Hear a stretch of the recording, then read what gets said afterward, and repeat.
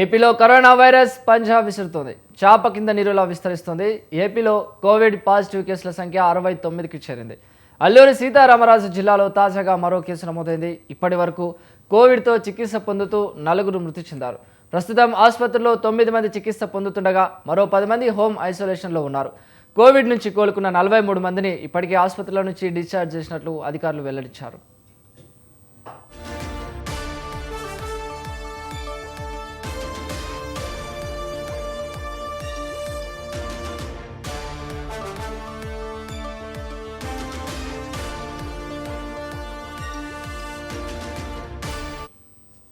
ఏపీలో corona virus పంజా విసురుతోంది. చాప కింద నీరుల వైరస్ విస్తరిస్తోంది. ఏపీలో కోవిడ్ పాజిటివ్ కేసుల సంఖ్య ఇప్పుడు 69కి చేరుకుంది. అల్లూరి సీతారామరాజు జిల్లాలో తాజాగా మరో కేసు నమోదైంది. ఇప్పటి వరకు కోవిడ్తో చికిత్స పొందుతూ 4 మృతి చెందారు. ప్రస్తుతం ఆసుపత్రిలో 9 మంది చికిత్స పొందుతుండగా మరో 10 మంది హోమ్ ఐసోలేషన్లో ఉన్నారు. ఇక కోవిడ్ నుంచి కోలుకున్న 43 మందిని ఇప్పటికే ఆసుపత్రుల నుంచి డిశ్చార్జ్ చేసినట్లు అధికారులు వెల్లడించారు. అయితే దీనికి సంబంధించి మరింత సమాచారాన్ని మా ప్రతినిధి శ్రీనివాస్ అందిస్తారు. శ్రీనివాస్. Thank you Chiranjeevi. ఆంధ్రప్రదేశ్ లో ప్రస్తుతం కోవిడ్ పరిస్థితి పూర్తిగా అదుపులోనే ఉందని అనేది ప్రభుత్వం ఇస్తున్నటువంటి సమాచారం. ప్రజలు ఆందోళన చెందాల్సిన అవసరం లేదని రాష్ట్ర ఆరోగ్య శాఖ స్పష్టం చేస్తున్న పరిస్థితి కనిపిస్తుంది. అయితే ఇటీవల జూన్ చివరి వారం నుండి రాష్ట్రంలో కొన్ని కొత్త కేసులు నమోదైనప్పటికీ ఇవి అక్కడక్కడ విడివిడిగా నమోదవుతున్నాయి తప్ప ఎలాంటి సామూహిక వ్యాప్తి అంటే క్లస్టర్ బ్రేక్ లేదనేది అధికారులు వెల్లడిస్తున్న పరిస్థితి కనిపిస్తుంది. ఓవరాల్ గా మనం కోవిడ్ కి సంబంధించినటువంటి ఈ తాజా నిఘా డ్రైవ్లు కనుక మనం చూస్తే కనుక ఈ కేసులు మనం చూస్తే కనుక 2026 ఈ సీజన్ జూన్ 24 నుండి ప్రారంభమైన నిఘా ప్రకారం రాష్ట్రంలో మొత్తం 49 పాజిటివ్ కేసులు నమోదయ్యాయని చెప్తున్నారు ఇప్పటి వరకు. ఇందులో సుమారుగా 32 యాక్టివ్ కేసులు ఉన్నట్టు కూడా అధికారులు చెప్తున్న పరిస్థితి కనిపిస్తుంది. అయితే మొత్తం మరణాల తగ్గి కూడా ఈ తాజా సీజన్ లో కోవిడ్ వల్ల దాదాపుగా 4 మరణించారని చెప్తున్నారు. అయితే మరణించిన వారంతా కూడా తీవ్రమైనటువంటి గుండె జబ్బులు, మధుమేహం, డయాబెటీస్, కిడ్నీ వ్యాధులు వంటి ఇతర దీర్ఘకాలిక ఆరోగ్య సమస్యలు ఉన్న వాళ్ళని కూడా చెప్తున్నటువంటి పరిస్థితి కనిపిస్తుంది. అంతేకాకుండా వీళ్ళందరూ కూడా కాంబడీస్ ఉన్నవారేనని చెప్పని వైద్య ఆరోగ్య శాఖ కూడా స్పష్టం చేసినటువంటి పరిస్థితి కూడా కనిపిస్తుంది. అయితే 2020లో కోవిడ్ ప్రారంభమైనప్పటి నుండి రాష్ట్రంలో ఇప్పటి వరకు సుమారు ఒక 21 లక్షల పైగా అంటే దాదాపు 2,2,726 కేసులు పూర్తిగా నమోదు కాగా అధికారులు దాదాపుగా 14,500 పైగా మరణాలు నమోదయ్యనేది ఇప్పటి వరకు గణాంకాలు. అంటే మహమ్మారి ప్రారంభమైనప్పుడు ఇప్పటి వరకు కూడా ఉన్నటువంటి లెక్కల ప్రకారం మనం చూస్తే ఈ గణాంకాలు నమోదైనని చెప్పవచ్చు. అయితే జిల్లాల వారీగా మనం ఈ తాజా అప్డేట్లు కూడా మనం చూసిన పరిస్థితి.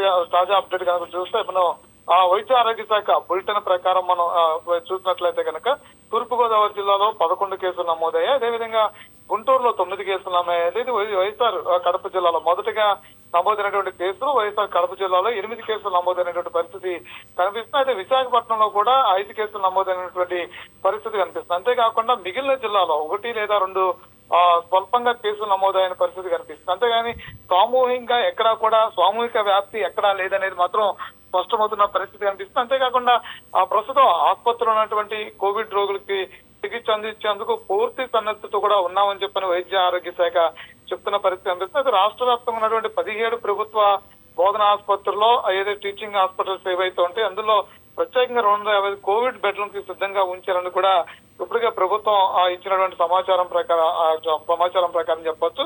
అంతేకాకుండా విశాఖపట్నంలోనే కింగ్ జార్జ్ హాస్పిటల్లో కూడా కేజీఎస్ తో పాటు కడప రిమ్స్ నుండి ప్రధాన ఆసుపత్రిలో 10 పడకల ప్రత్యేక ఐసోలేషన్ వార్డులు కూడా ఏర్పాటు చేశారని చెప్పనేది ప్రభుత్వం చెప్తున్నటువంటి పరిస్థితి కనిపిస్తుంది. అంతేకాకుండా రాజమహేంద్రవరం ప్రభుత్వ సర్వజన ఆసుపత్రిలో కూడా ప్రత్యేక వసతులు కల్పించామని చెప్పని ఇప్పటికే ప్రభుత్వాల నుంచి అధికారులు స్పష్టం చేస్తున్న పరిస్థితి కనిపిస్తుంది. అయితే ఆసుపత్రులు చేరే వారి సంఖ్య చాలా తక్కువగా ఉంది అనేది కూడా వైద్యులు ధృవీకరిస్తున్నారు. అందుకు ఇప్పుడు అంటే ఏ రోజు రోజే తీసుకున్న కోవిడ్ బులెటిన్ ప్రకారం చూస్తే కనుక హాస్పిటల్ వచ్చే వారి సంఖ్య కూడా చాలా తక్కువగా ఉందని చెప్తున్నారు. అంతే కనుక యాక్టివ్ కేసులో కేవలం 3 మంది మాత్రం ఆసుపత్రిలో చికిత్స పొందుతుండగా మిగిలిన వారు హోమ్ ఐసోలేషన్ లో మాత్రం ఉన్నారని చెప్పనేది ప్రభుత్వం చెప్తున్నటువంటి పరిస్థితి కనిపిస్తుంది. అయితే దీనికి సంబంధించి ప్రభుత్వం కూడా ఎప్పటికప్పుడు చర్యలు చేపడుతున్నామని చెప్తున్నట్టుంటే అది వైరస్ వ్యాప్తి అరికట్టడానికి ఆంధ్రప్రదేశ్ ప్రభుత్వం మరి వైద్య ఆరోగ్య శాఖ కూడా కింద కీలకమైనటువంటి చర్యలు కూడా చేపడుతున్నటువంటి పరిస్థితి కనిపిస్తుంది. ఎప్పటికప్పుడే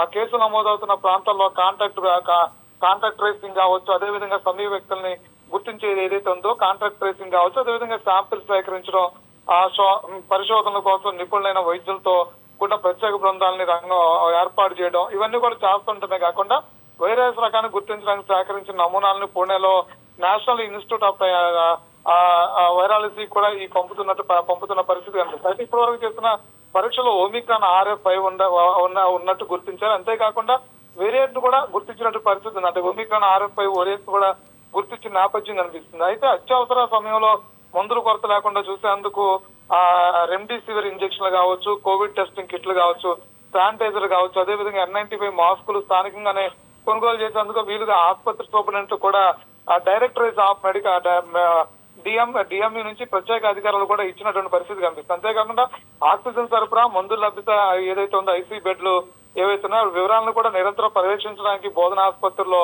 round the clock control room ను కూడా యాక్టివ్ చేశారని కూడా చెప్పుకోవచ్చు. ఏదైనప్పుడు కూడా ఆంధ్రప్రదేశ్ లో కోవిడ్ కేసులు నమోదవుతున్న నేపథ్యంలో పూర్తి స్థాయిలో ప్రభుత్వం అప్రమత్తమైందని చెప్పుకోవచ్చు. కోవిడ్ కనుక విజృంభిస్తే తీసుకోవాల్సినటువంటి చర్యలు అంటే గతం 2020 మాదిరి పరిస్థితులు కాకుండా ముందుగానే యాక్టివ్ గా ఉన్నామని కూడా ప్రభుత్వం చెప్తున్న నేపథ్యం కూడా ఉందని చెప్పొచ్చు చిరంజీవి. రైట్. అయితే ఇప్పుడు గతంలో 4కున్న ఈ కేసుల సంఖ్య ఇప్పుడు 69కి చేరుకుంది. అంటే ప్రజలకు ఎంత జాగ్రత్తగా ఉండండి అని చెప్పినా సరే కేసుల సంఖ్య పెరుగుతూనే ఉంది. మరి దీనిపై డాక్టర్లు ఏం చెప్తున్నారు అంటే కోవిడ్ తీసుకోవాల్సిన జాగ్రత్తలు ఏంటి, ఒకవేళ పాజిటివ్ వచ్చిన తర్వాత తీసుకోవాల్సిన జాగ్రత్తలు ఏంటి, దీనిపై డాక్టర్లు ఏం చెప్తున్నారు?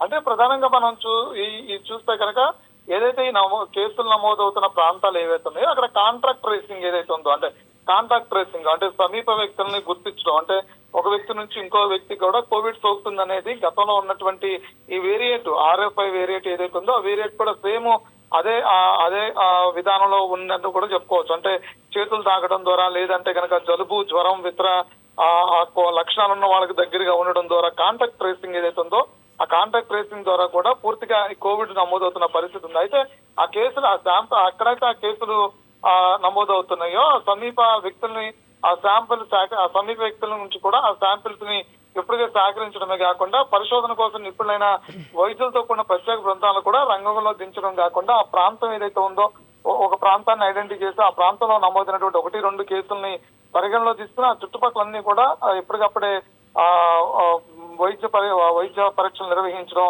కోవిడ్ కి సంబంధించినటువంటి పరీక్షలు నిర్వహించడం, దాని ద్వారా కోవిడ్ పాజిటివ్ ఉన్నటువంటి వ్యక్తిని హోమ్ ఐసోలేషన్ కి ముందుగానే ఉంచడం. అదే కాకపోతే కనుక అలా ఉన్నటువంటి పరిస్థితి అంటే ఆరోగ్య పరిస్థితిని దృష్టిలో పెట్టుకుని వార్డు ఏదైతే ఉందో ఐసోలేషన్ వార్డ్స్ ఏవైతే ఏర్పాటు చేస్తారో, ఐసీయూ బెడ్స్ ఏవైతే ఏర్పాటు చేస్తారో అక్కడికి ఇమ్మీడియట్ గా తరలించేటువంటి పరిస్థితి. ఎందుకంటే శ్వాసకోశకు సంబంధించినటువంటి వ్యాధులు, ఉదరకోదానికి సంబంధించినటువంటి వ్యాధులు ఇబ్బంది పడుతున్న వాళ్ళకి, దీర్ఘకాలిక వ్యాధులతో ఇబ్బంది పడుతున్న వాళ్ళు ఎవరైతే ఉన్నారో వాళ్ళని పూర్తి స్థాయిలో డాక్టర్ అబ్జర్వేషన్ ఉంచే విధంగా కూడా ప్రభుత్వం చర్యలు చేపడుతుందని చెప్పొచ్చు.